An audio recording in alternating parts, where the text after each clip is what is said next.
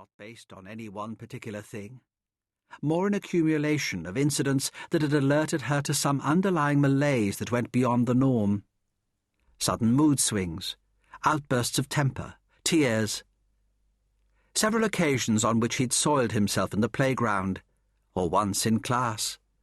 An incident quite possibly misinterpreted between himself and the school secretary, when they'd been alone in her office, something vaguely sexual.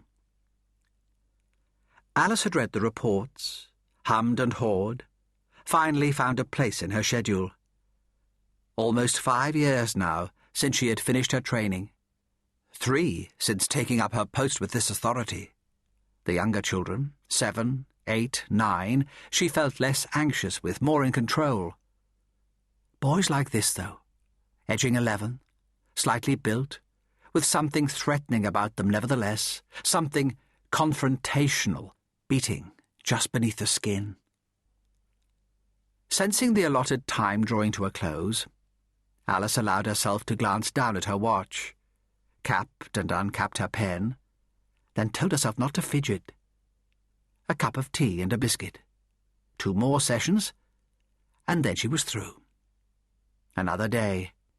Tonight there was a Bunwell at the Film Society. Viridiana. Maybe she'd go along. Take her mind off work. Relax. "All right, then," Alice said as brightly as she could. "I'll see you again next week." Chapter 2. When Elder had first taken retirement and moved down to Cornwall, could that really be close to 4 years ago? One of the things he'd promised himself was that he'd learn the names of all the trees and flowers that grew close to wherever he set down roots. But high in the peninsula between Zennor and St. Ives, on a narrow strip of land between moor and sea, there were no trees, or precious few, and the flowers that pushed through hardily each spring remained for the most part anonymous. Red campion he knew, and foxglove, bluebell of course, and primrose, but little else. The pocket guide he'd picked up second-hand was tucked half-forgotten amongst the books that were crammed higgledy-piggledy along his shelves. This morning the sun was pale over the sea and smudged with grey inland, darkening over the old tin mines at Sperris Croft. The only sign of sun, a faint reddening blur around the hills to the southeast. On the radio the night before, the forecast had been for a dip in temperature by as much as 10 degrees, and over the higher ground, rare for April, a light fall of snow. Elder made coffee and toast, and hunkered down in the one comfortable chair with a book, The Fox in the Attic by Richard Hughes. The farm labourer's cottage he rented had lain empty for the best part of a year before he had moved in, its owner's plans to gentrify it for the holiday trade stalled amidst family recriminations and a shortage of cash. The stone walls, thick enough to withstand the wind, were still in places unplastered, and where plaster had been slapped haphazardly into place, it remained unpainted, taking on a pinkish hue that reminded Elder of faded marble.